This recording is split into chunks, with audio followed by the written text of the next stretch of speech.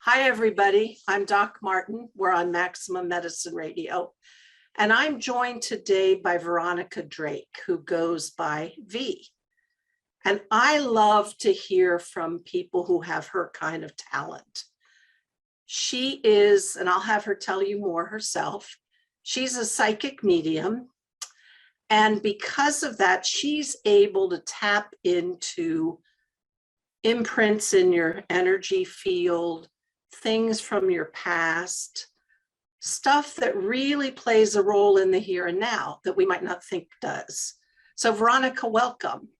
Hi, I am so excited and honored to be here. I love what you're about and what you do in the world. So thank you for having me.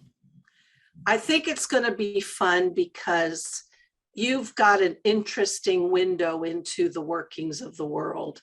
So tell me, I want to hear the basics about how you stepped into your talent. When did you first know that you were psychic? When did you take that and streamline it to be a psychic medium? Well, really, what even does that mean? Yeah, a lot of questions. Well, my story starts October 2nd, 1962. So I'm seasoned, as they'll say. I'm very proud of that start year too. So I had no inkling of any of this. I was born, I like to refer to it at the intersection of mental illness and alcoholism. I was the product of two people who tried very hard to create much stability, but it just wasn't in the cards, so to speak. And I grew up very isolated. And as a result, I got very creative. I had my brother who was also there, but we were very different. It was about age 25, my grandfather, who had raised me with my grandmother, partly, passed away very suddenly. We knew he was ill, but it happened very suddenly. And I was devastated. I was 6 months pregnant. I was hysterical, crying, and he came to me. And as sure as I'm sitting here, I was sitting on my couch in March of 1987 and sobbing hysterically. And I saw him. I blinked. I did a few times. I blinked, and he was standing there and presented as he looked in his 20s with his army uniform on. Of course, I didn't know him at that time. And he said to me words of comfort to the effect that, I'm okay, take care of your grandmother and take care of that little boy within you. I did not know I was having a boy in 1987. We didn't really know those things ahead of time, but sure enough, a few months later, I gave birth to my healthy baby boy. That was my first adventure with it. And it was a seeing, but I don't think anyone else in the room could have seen it. It was in my mind's eye. So it's very difficult to explain this, but I knew he was there. My body reacted. I got tingles, I got chills, and I instantly stopped crying. So it was more of a feeling for me. And that just continued on and on and on. 1996 was my angelic encounter. I was about to take my life.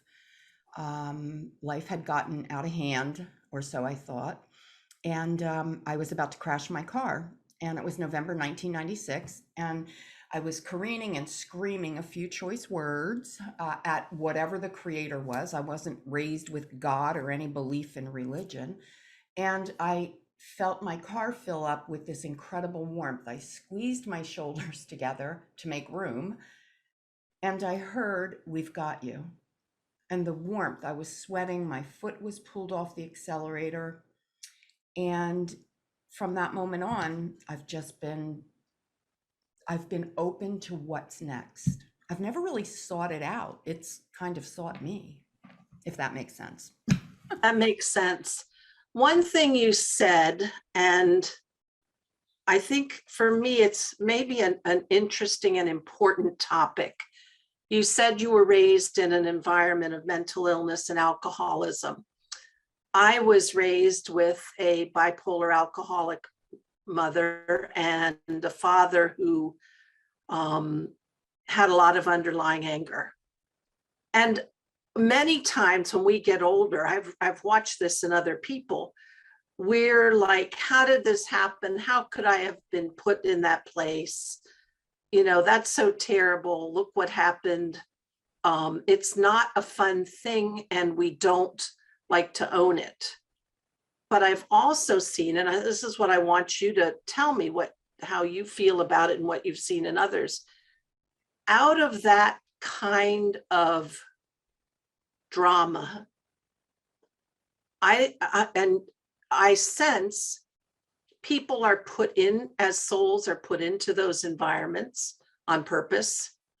I also sense that those environments can bring out a really unique thing in the children who were brought into it.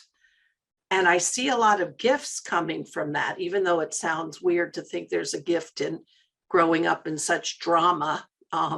Tell me some of your thoughts about that. Definitely. I would not be who I am today or serving in the way that I serve had I not had that foundation, if you will.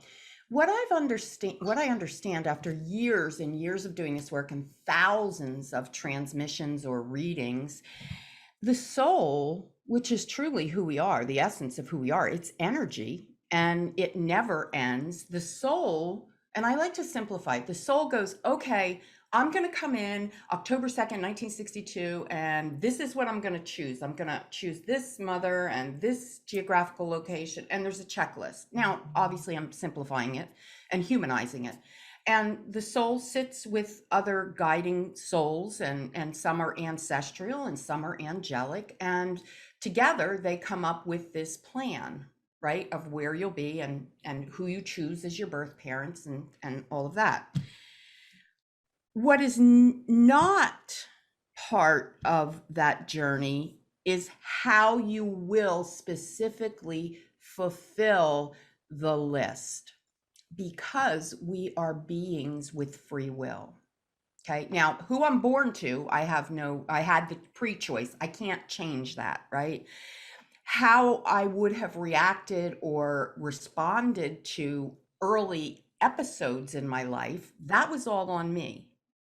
And as a soul, we are here to evolve, to experience ourselves as a soul. And so when you make choices that are higher elevated, higher vibrational, you're aligning with your soul. When we go into the shadow side and we make choices that are, let's say, from our past or conditioned, that's the ego part of us, the familiar part of us. Most people know that part of themselves. Mm-hmm. I think we're getting better, but I don't think as many people know the soul side of themselves. And I also wonder if there's such deep learning in situations like that it really activates in the children brought into these dysfunctional families.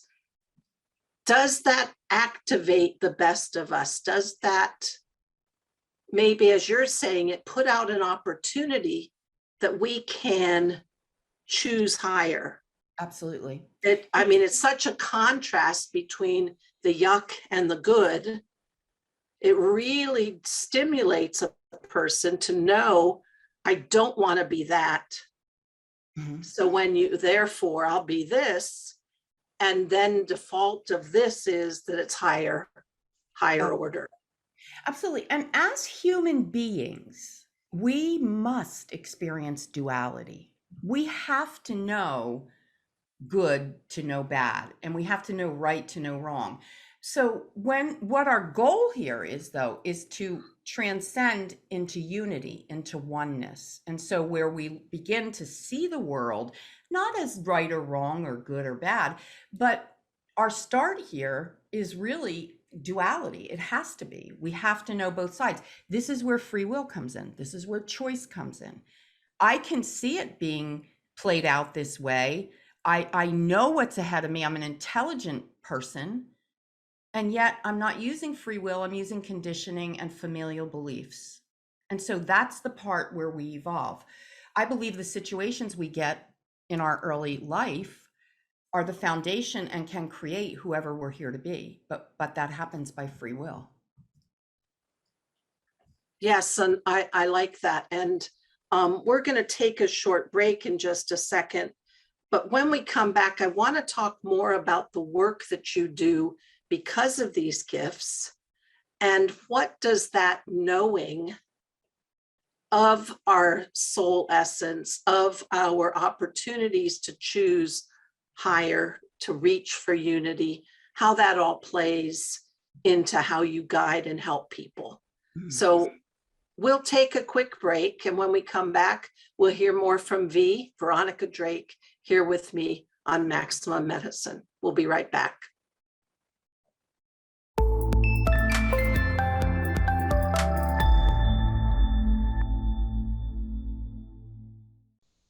Hi, everybody. I'm Doc Martin. We're back, Maximum Medicine.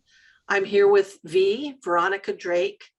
And Veronica, with your special gifts as being a psychic, and you're also a medium, tell me a little bit about that. What does it mean to be a medium?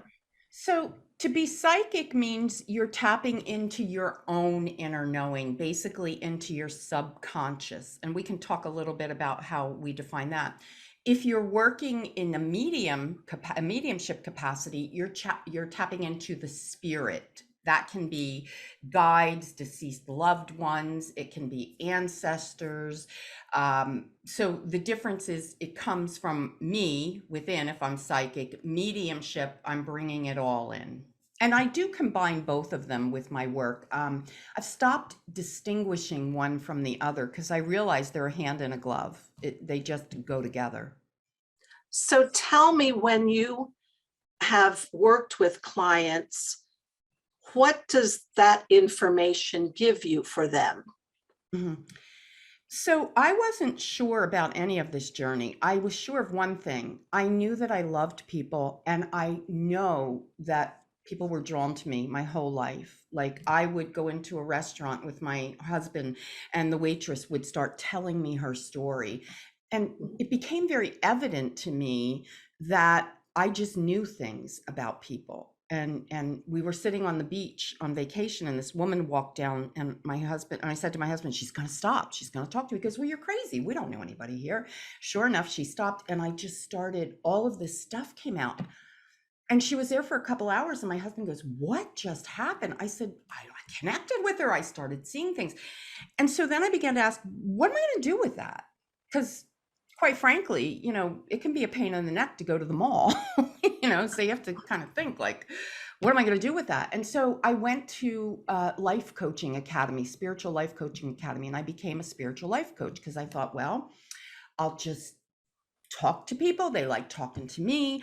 And then it just morphed into, how did you know that, V, oh my God. And word of mouth just took off, and I can see who people are beyond their story, if you will. I can see into the nooks and crannies, if you will, of their life. No one can come to me with a secret. Thankfully, I'm a very integrous person, and I use your secrets, so-called secrets, to help you realize where growth is in your own life. When Spirit spoke to me and said, you're going to read past life energy, I was like, no, I'm not. No, I'm not. That's stupid. What am I going to do with that? That's no relevance to this life. I'm a very practical person. So Spirit then carried me further and said, if somebody's ailing in this life, whether it's physical, emotional, spiritual, the roots are very typically not in this life. And I heard that and I thought, okay, prove it to me. And so I started taking on clients where I would look at their past lives. I would ask no information of them before I did their reading. I could see them in, I'm making this up now, I could see them in 1802 on the prairie, hanging the clothes out and having their husband get shot in the field while, and being a widow. And this person in today's life has trouble maintaining relationships. She doesn't trust, she feels abandoned. I didn't know any of that, but we look at that and we coordinate her journey forward and see how we can put closure to that part of her life. It's very fascinating. That is fascinating. Well, in my shamanic training, we talk about the imprints in the energy field, and I'm very interested in those as they relate to a person's health. And that health can also be spiritual health. But how do you see past lives influencing your physicality and your physical health? So just a very quick, I did a case study on a client who had for years and years severe neck pain. She had gone through everything she could possibly go through, to no avail. She was on these heavy medications, just was not herself. And I could see because I have this, I don't know how to describe it except like this. I can look at a body, a physical body, and I can almost, I can scan it. I start at the top and I go, oh, and it looks gray or sometimes infrared to me where there's dis-ease in the body. And I was drawn right to her throat chakra. And I said, do you have thyroid? She says, well, yes, I was diagnosed with thyroid, but that's controlled. I said, I don't see anything in the back of the neck. I don't see anything with your bones. And I got this image out the side of my eye where she was a male and she was hanged in a previous life. And so I'm like, okay, what's going on here? How is that a correlation? Well, it showed up as the root, the throat chakra, the hanging. And so what I do, which is very different than what shamans do, because as you know, shamans do soul retrieval sometimes. They go in and they bring the soul back. I kind of just have this conversation with that aspect of her or him. And I just say, okay, we see this. This is what happened. This is what played out. I can feel the energy after the hanging. I feel it cross over. I know it moves on. And I speak to the soul as if, okay, we're here now in 2022. Let's come on back. I'm paraphrasing what I do, but that's the essence of what I do. And the proof is, a couple weeks later, a couple months later, whatever it is, I inevitably get an email saying, I don't have any pain in my neck. I don't, now at best, I think we can only be 80 to 85% accurate. I mean, no one's 100% accurate, but I've had some phenomenal success with this. Phenomenal. I've seen cancers in the body before they actually became cancers in the body. Where they were prevented because of prevention checkups, where people would normally not do that. I see scar tissue in the body. I call it scar tissue. I'm not a medical doctor like yourself, but I see scar tissue. I can see when I have somebody that passed, drowned in a past life, I look at their body in present time and it looks like scar tissue to me, and I get short of breath and I feel gurgly. And that indicates to me they drown in a past life. So my question to them then becomes, what is smothering you in this life? What's holding you down? What's keeping you from breathing fully? It becomes this incredible revelation that they weren't even cognizant of. It's interesting, beyond soul retrieval, another thing that we're trained to do is look for the imprints in the energy field, just as you're seeing the gray or the scar tissue or something going around the neck. And those imprints can be crystallized, firm formed imprints, or they can be very fluid. And to pull those out. And what I'm hearing you say is you're able to bring that metaphor or that mythic journey to the person and give them a context and a structure with which to analyze, when in effect, then they're working through the imprint through your conversation. Absolutely. Yeah, Absolutely. Mhm. that's really great. We're a team. I mean, I take my work very seriously, as you do, and we're a team, and we're here for the greater good. And that is not only your evolution of your soul, because when your soul evolves, the collective evolves. And isn't that why we're all here? Yeah, that's true. So besides your personal client work, what other things do you do? What other offerings in your service? I have a membership called Going Within. It's a very small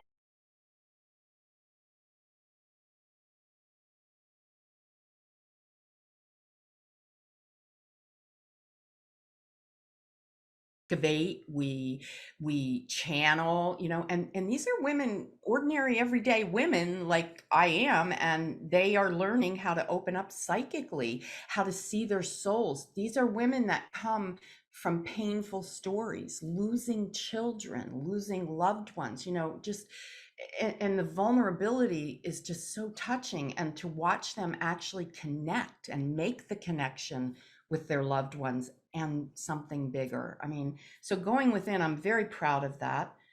Starting in September, I'll be launching the Psychic Development Academy, where I'm taking away anything that's woo-woo, anything that's carnival-like, and I'm putting it front and center of how mainstream psychicness is. And I'm teaching it. And I'm very proud of the work that I'm doing with this Psychic Development Academy. And I think we're going to see a whole new breed of psychics come out. Well, that's one thing that doing my shamanic training, I'm trained as a scientist and then a physician. I never thought I had intuitive ability.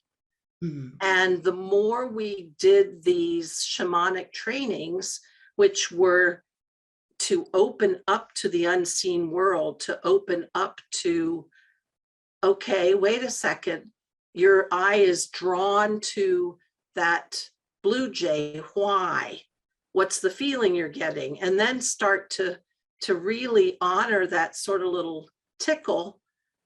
Mm-hmm. And so I think what you're saying is the same thing. Everybody has that power. Oh, absolutely. I tell you, what I've been told by spirit, by source, we are a speck, a spark, a fleck of what created us, right? So we are creators in every sense of the word. I've had children. I've created, right? Like, we're creators. We create art. We create intention. We're creators. So we're a spark of that. And what happens is, until a child is about 7 years old, they are very open and receptive. They're back and they're forth.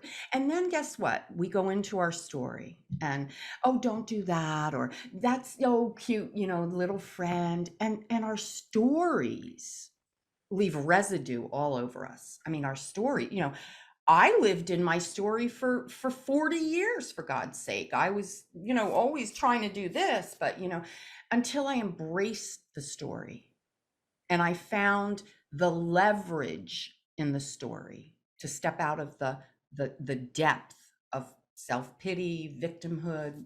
And here's that's really an important concept. And I just wrote a book called Maximize Your Healing Power. It's coming out next spring. And one of the things that I see in my patients over and over is the jail that they put themselves in, with their definition of themselves as this diagnosis, as this disease, as this limit, and to really get them to see that they've built those jail cells, and to recognize that they're more, and they have the power to break out of that jail cell. So I see that all the time in people's health, and the goodies people can get. You get some goodies if you've got 5 more diagnoses than your neighbor. Oh, And I hear that. I hear that. Years ago when I first started speaking, I was doing a live event and I was up on the stage, and I'd come down off the stage, and, people are talking to me, and all of a sudden out the corner of my eye, I could see this woman. I mean, she was beelining towards me. I thought, I'm going to get tackled. I'm going to go. She came up to me, she stuck her hand out, and she said, "Hi, I'm Betty, the ex-mayor of so-and-so. You know, the one that embezzled the money? I took the money, but I paid the money back, and I spent my time in jail." And she had diarrhea all over me about her story. And she says to me, God love her, she catches her breath, and the last thing she says to me, "You're a spiritual coach. Can you help me find the man of my dreams?" And I looked at her, and I'm a little bit I have a weird sense of humor. And I looked at her and I said, you're not shy. No, and I'm not shy. And I looked at her and I said, "Honey," now I'm holding her hand, we're bonded, we're connected. And I'm holding her hand and I said, "You're going to need a new opening line." You just can't lead with that story. She said, "What story?" She didn't even realize that she wears and opens up life with that story. Now that's so blatant, right? But we're all doing it. We're all doing it. Yep. And we're all conditioned to believe a certain set of beliefs. And that's the other thing I often say to patients who are willing to hear, "Well, this, I am this. And I say, who says? Who made that rule? Oh, well. Anyway, step out, be bigger. You become what you think you are. It's so true. I remember hearing the phrase, "Your thoughts create your reality." Wayne Dyer was my mentor, right? And I remember hearing that phrase and I thought, well, that's a little cheesy, like in the beginning of my journey. And that's a little cheesy. It's the only thing, in my opinion, that you must grasp initially out the gate. Mm-hmm. Your thoughts create your reality. You don't like what's happening in your life. Are you in love with your thoughts? You can't be if you don't like what's happening in your life. So, right. I get very passionate, as you can tell. Everybody, I like it. Everybody, I'm here with Veronica Drake, V, and we're going to take a short break. And when we come back, we're going to take in some callers and watch V do her magic and watch how she can help people bring forward. Ooh, we'll be right back. All right, you're good. All right, V. So I'll open it up again and then I'll turn it over to you. And then Jess, will you be our first caller, please? I will. I do have a question. Do you want Sure. do you want me to ask a specific question or not? Whatever's on your heart, whatever's in your mind, let's make believe this is a session. You're having a Okay. session with me. Okay. And then V, do you want to physically see Jessica? Does it matter? Does not matter because I work internationally. I don't need, energy is energy. I don't really need to see you, no. All right. Micah, will you count us back in? Yes, of course. All right, here we go. 3, 2, 1. Hi, everybody. We're back. I'm Doc Martin, Maximum Medicine, here with V, and she is going to work her magic. And we have a caller calling in, Jessica. Producer, do we have Jessica on the line? Hi, That I'm we here. do. Jessica, go ahead. How can V help you? I guess I just have a general question / statement, and then you can tell me what happens from there. Okay. Because I feel like I'm very intuitive, and at the same time, I have no idea what to do with it. So, Jessica, it is? Yep. So, Jessica, when you get something new, like a new iPhone, are you the kind of person that looks at it visually, starts hitting the buttons, and then goes right for the manual? No, I hate manuals. I just already know how to use it. Okay. So because therein is a little bit of what's happening, because image wise, I saw you stepping forward, stepping into it. You were taking a step. And when you stepped into it, your foot went into a mud or quicksand and you began to go under. So here's where you're missing the boat with that. You need to unite left brain, right brain, because people and that is the psychic part of us and the analytical part of us. People think that we need to just be psychic, or, and by the way, it's synonymous with intuitive.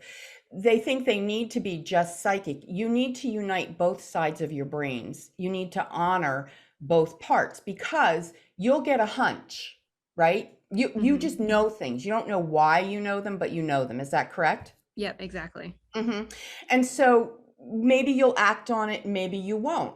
But it would be in your best interest to engage your analytic brain once you get a hit, and then make sure that what you're doing is in alignment with your highest and greatest good. Does that make sense? Because you can get a hit, and yes, it's the right thing to do, but your analytical side of you might take you a more direct route, if you will, than the psychic part of it. That makes sense. Like the okay. pieces that are like, that describes kind of how I feel sometimes, that those two are at odds with each other. Yeah.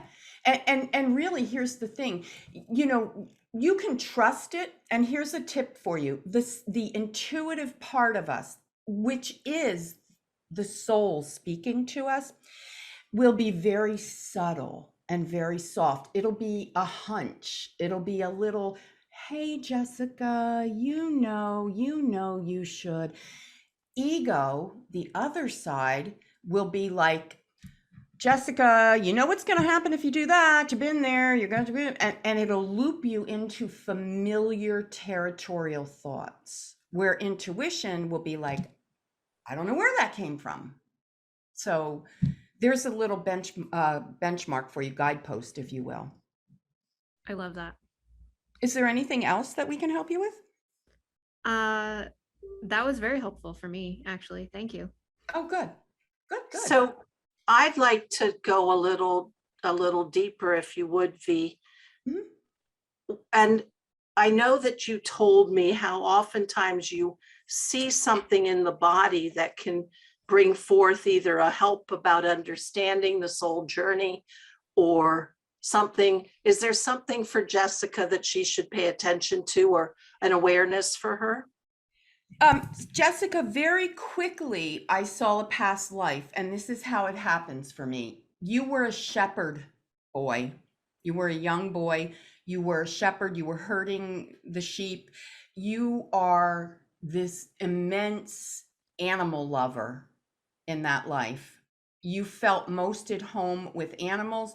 You loved quiet and solitude. And it really, I don't know if it shows up for you as clearly in this life, but the animals respond to you.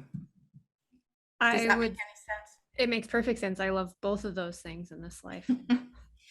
So when I see the shepherd, right, at the top of the hill, leading the sheep, so to speak, I will also tell you that you are a leader. You're not a traditional leader in any sense of the word. You are a compassionate, heartfelt, bring the people in, be the people, be about the people, and lead the people. And you don't even like the word leader, I would suspect. That's very true. I'm very uncomfortable with that. Yeah. So now in that life as a shepherd, you didn't come to any tragic end, you didn't go on to be Jesus. People think when I do past lives, like, was I Jesus in that life? Was I Cleopatra? Mostly, no, we're not famous, like, look at how many of us are famous in this life. What's relevant there is you have this compassion for the animal community. And that may take you somewhere in terms of your work moving forward. Not anytime soon. You may find yourself on a board of directors helping a no-kill shelter. You may find yourself being an advocate for animal rights. This is all part of your soul plan. The one thing that struck me, and V, maybe you could comment more about this, is her love of, I saw the mountain, she was hiking up the mountain with the sheep and then sitting there and looking over the vista. And you said solitude, and I just felt the nature and the quiet and the beauty. Is there something in there of benefit for Jess? Mhm. Well, that speaks to me as caring about the earth, the land. You might be a conservationist. You might look at the ecology of the world, the health of the world, and you may find yourself drawn to helping countries that don't have it like we have it here in the U.S. Does that mean anything? Yeah, it is. I've on kind of a weird global huge scale, I always feel like I have the ability as one human to make a huge healing impact on the earth. Mhm. The way that you'll do that is never leave your connection with the earth. Mhm. Mama That's the Earth. hit I was getting, is Mama. that strong connection to nature. Mhm. Mhm. Mama Earth is our savior. It's just the way I feel. So it was lovely to meet you. Thank you. Same. I love what you brought up, V. Jessica, thank you so much, because it helped bring up so many important things for yourself. But I think that's a point very important for everybody. Our connection to the earth, and I mean that absolutely literally, molecularly, minerals, metals, and ores, our energetic connections. If we don't restore those, and if you have them already, maintain them, that is where our salvation and our evolution lies. I agree 100%. If you think about it, primitive man, when we first came into a body, right? What sustained us? What gave us life? Where did we eat from? Where did we, what warmed us? Earth, Mama Earth. Like if we lose everything and we have Mama Earth, we're good. We're good. Keep her. Jess, any other questions before we let you go? I don't think so. Thank you very much. Thank you. Producer, we're going to skip the break and move to, do we have another caller on the line? Yes, I'm here. Hi, and tell me, who are you and how can V help you? My name is Anna. Hello, Um, Anna. Hi. I was just listening, and basically what Jessica asked and what she talked about really resonated with me. So I guess I would like to kind of like ask something complimentary. Sure. That'd be great. I can relate to being very intuitive, but sometimes I feel like it's either very out of control, like it's enhanced, and sometimes like it's not at all. How do you keep it consistent Mhm. or in control? First of all, you're an empath. You feel things. You know how when we walk in the room and you feel the vibe of the room, you're super heightened to energy. Is that true? Yeah, definitely. And it can deplete you emotionally, physically. You need to really be careful about who you keep in your inner circle. I just feel the need to tell you that. Keeping a consistent, I just, the image I got was like this, because I get metaphors and I get images. You know how like when we're watching a movie on our computer and our connection buffers, it goes in and out. I get a sense that that's what's happening with your intuition. It buffers. You're good and and then boom, there's a disconnect, and it's good and it's good. I would suggest via spirit sharing this with me, that you do exercises to strengthen your intuition, to strengthen your psychic ability.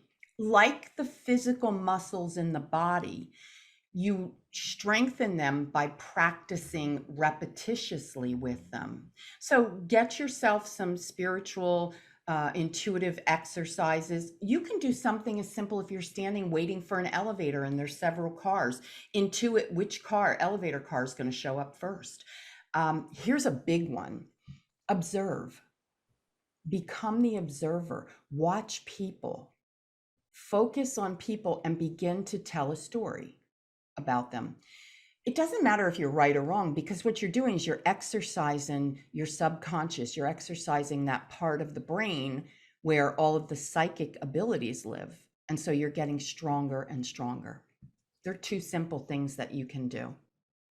And the other thing, I'm laughing because I always say I don't shrink heads. I don't boil chicken bones. I'm a very practical, I love my grandsons. I'm a very practical woman. And here I sit holding a crystal ball. So let me just tell you, looking into this crystal ball is what we call scrying. Okay. So this is a great form. I don't want to say substitution, but a great addition maybe, or in addition to meditation. When you get something that's, I don't know how everybody can see it, but you can see there's little formations in there. And if you can just sit with this and you can just begin to focus and stare on this, this will come alive. Well, because it is alive, this will pop out. You will begin to calm the critical mind down, and your intuition will kick in, and you'll begin to hear things from your intuitive self, subtle things. Like if something's weighing on your mind, sit down, focus. You can do this with the clouds, and you'll begin to get guidance. Practice that stuff. Does that help? Yeah, that actually makes a lot of sense. And it's very funny because when I was little, my brother and I would pretend to be able to use the Force, like in Star Wars. And we would practice things like, oh, let's see if we can guess what this car is going to be when it shows up and things like that. Perfect. You've been doing it all along. So I have something to add, Anna. One thing that you said early and V mentioned, being an empath, when I look at that energetically, you're allowing your energy field to resonate with everything around you. But when you do that, your boundaries blur. That gives you your gifts of intuition, but that also is where your boundaries blur and your power can drain. So that could be a depletion point. So I think there's something to be said for choosing when you open, and then be very clear to close, to seal your energetic boundaries. And even something when you are drained because you're in a situation and you're taking everything in, maybe even having a way to wash yourself. And I mean that a little literally, clear yourself of the stuff. Sometimes having a small bowl, couple of drops of an essential oil, rose, orange, and just putting your fingers in, just thinking, because I think the depletion is a critical thing to guard your power, because as an empath, that beauty that you have of feeling everybody, of touching everybody, of resonating, gives you your amazing possibilities of seeing, but then you can lose all your power. So I think there's something to be said about the afterwards, sealing it back up, clearing away the stuff that's stuck on you to recenter, regain, restore. Does that make sense? Yeah, that makes a lot of sense, actually. Sometimes it definitely feels like the world gets very loud. Mm. That was beautiful. And it was funny because I kept hearing rose water. I keep a misting bottle, and I just kind of do a little this. I hit my plants, I hit everything, and I mist, and I just let it flow out. Very important to do. Very important to do. And I think the awareness of the boundary of what's you and what's them, being very aware. And that also prevents, I mean, how many of us have opened up to somebody we really want to like us and they're toxic? So you may even open up in a situation, not realize how toxic it is. So that awareness, that a few minutes a day of that awareness of what's you and what's other is a very important thing to keep alive. Anna, I'm also getting a feeling that you carry the weight of the world on your shoulders at times. Were you, either now or as a child, having a big responsibility early on? Yeah, pretty much. I was pretty much in charge of my little brother since I was very I little. knew that. Yeah. Yep, because the past life I see here, you were a leader. I'm going to use the word royal, a royal leader, and everybody deferred to you. You know, tell us what to do, lead us out of the battle. You know, get us there, and it was like all of this, like, and one of the things. Heavy. What's that? Heavy. Very heavy energy. I would just like kind of, you know, just kind of do a little bit of this, and you were such a great leader, and to back up what Doc Martin said, you were such a great leader that people took and took and took from you, and it ultimately depleted you. By chance, in this lifetime, do you have any lower stomach issues or abdomen issues? Maybe I'm drawn to your stomach, like your small intestines, your colon. You have any digestive issues? Yeah, a little bit. And I had gallbladder surgery when I was very young. Okay, because I can see in that life where you were the royalty, the leader, you actually had spots of cancer in your pancreas liver area. I mean, back in that time, they didn't know that's what it was, but you just got very sick, very sick, very sick. And ultimately was your demise. So here, Anna, is something interesting from a medical point of view. What many people don't know is that the hormones and the neural circuits in the gut use all of the same neurochemistry as those for our moods. So any anxiety, depression, worries, things churning around often show up in the gut. So that is another way to be aware of when things are overloaded, and to just be sort of a marker to say, okay, whoa, I'm taking in too much. I need to regroup and recenter. Mm-hmm. And cedar is your friend.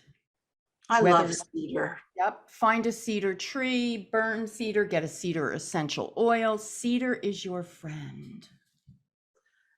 And That's cedar, shamanically, cedar is a powerhouse of a spiritual. And when you think of the trees, some of the oldest trees in the world are are you getting goosebumps? Are the cedars. I love my cedars. And if you live in the Northwest, you just have to drive through all those firs and, oh yeah. So go spend time. Yeah, I totally get that, V. It gave me goosebumps. Love it. And Anna, if you're questioning something, the answer is yes, it's okay. Thank you. I love it. I appreciate it. And I definitely feel all my emotions in my stomach all the time. Wonderful. Well, I hope this Thank you so much. Thank you guys for being willing to open to let V read you and offer her help.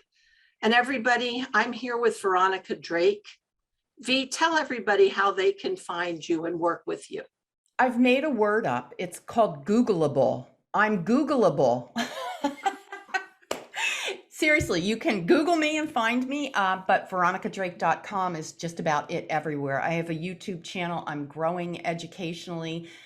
I'm constantly working on myself, and I'm constantly sharing with my audience. And I'm all about the collective and healing and hugging. Is that like love? If you're Googleable, does that make you lovable? I would sure hope so. I would sure Um, hope so. Veronica, anything else to leave with our listeners before we close? I want to tell you that I feel honored and privileged to be here. I think what you're doing in the world, Doc Martin, is just amazing. And people like us, we need to connect and we need to go out and help the collective learn about this stuff. So thank you. You're very welcome. And I feel just as you do that